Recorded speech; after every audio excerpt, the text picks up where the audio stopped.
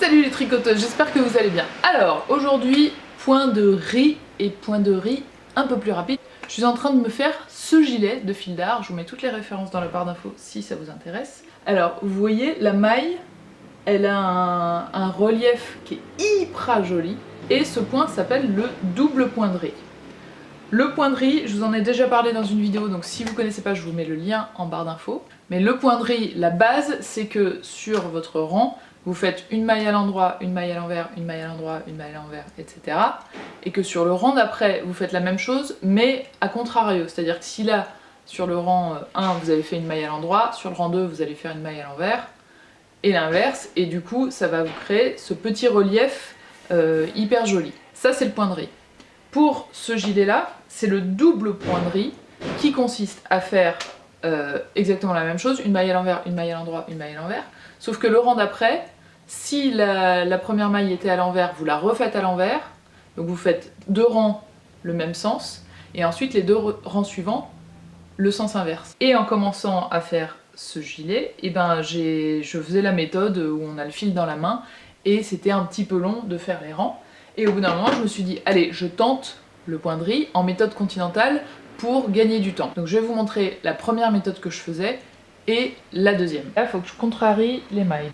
Donc pour savoir dans quel sens on est, j'ai vu ça dans une vidéo l'autre jour et je trouvais ça trop bien trouvé. Comme si les mailles là, c'était des têtes de personnes, et c'est une tête qui porte une écharpe. Si vous voyez la personne de face, donc elle a son écharpe autour du cou qui passe derrière, c'est une maille à l'endroit. Si vous voyez la personne de dos, elle a son écharpe ici, et ben c'est une maille à l'envers. Donc là, comme c'est une maille à l'envers, je vais devoir faire une maille à l'endroit. Donc voilà comment je faisais avant. La maille à l'endroit, hop, on passe par en dessous comme une maille à l'endroit normale. On fait le tour de l'aiguille de droite et on récupère le fil en dessous, puis on sort. Et ensuite, il ne faut pas oublier de passer le fil devant pour faire la maille à l'envers. Donc on pique par en haut, vers l'avant, on passe le fil autour de l'aiguille de droite et on vient le chercher derrière et on sort. Donc je vous le refais sans les explications, juste la maille à l'endroit, on passe le fil devant et la maille à l'envers. Et vous voyez que le fait de passer le fil devant et derrière, quand même, ça prend un peu de temps, ça fait un peu de manipulation. Et il y a aussi une question de douleur, c'est que juste là, quand on tient l'aiguille comme ça, là, le fait d'appuyer là, moi personnellement au bout d'un moment ça me fait mal ici.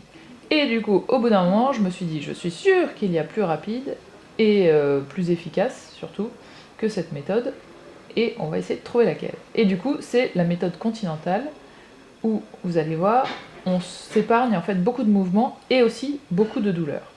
Donc le principe est exactement le même, on va quand même faire une maille à l'endroit, une maille à l'envers, sauf que ce fil là, on va le passer dans l'autre main. Pour le prendre, vous l'entourez autour de vos doigts, tac, pour qu'il ressorte au-dessus de l'index.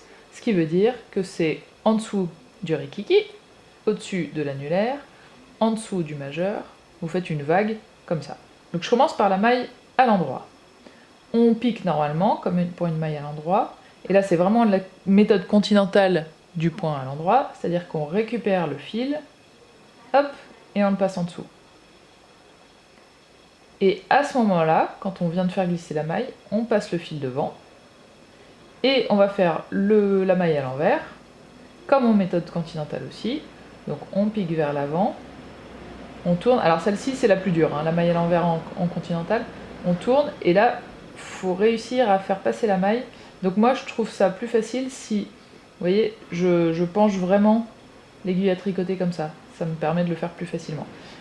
Les premières fois, rassurez-vous, c'est très compliqué, et puis petit à petit, ça devient de plus en plus fluide. Donc la maille à l'endroit, hop, la maille à l'envers, hop, et je dis hop, et pas du tout, hop, la maille à l'endroit, et donc tout le fait de passer le fil devant ou derrière, et ben il se fait vachement plus rapidement, comme vous le voyez ici. Il n'y a pas le je lâche les aiguilles, je reprends, je lâche les aiguilles, je reprends. Et surtout, par rapport aux douleurs, moi j'ai un peu des douleurs dans les coudes là en faisant ça, mais par rapport aux douleurs, régulièrement, je me force à rebaisser les épaules, à détendre un peu mes poignets, à articuler un peu mes doigts. Faut pas être comme ça sur ces aiguilles, sinon c'est là que vous avez mal. Faut vraiment essayer de pas crisper les muscles et de rester cool. C'est pour ça que moi, de plus en plus maintenant, quand je tricote, je me mets dans un bon fauteuil avec le dos bien droit. J'essaye de... J'ai pas encore trouvé de moyen pour mettre des coussins sous mes coudes et tout, mais je pense que ça va venir petit à petit. Et voilà, donc vous vous crispez pas, vous vous entraînez tout doucement, gentiment, en prenant votre temps, en soufflant bien, on respire un peu comme au yoga, au pilates. J'espère que ça a pu vous intéresser. Je vous fais des gros bisous, bande de tricoteuses, et je vous dis à très vite. Ciao!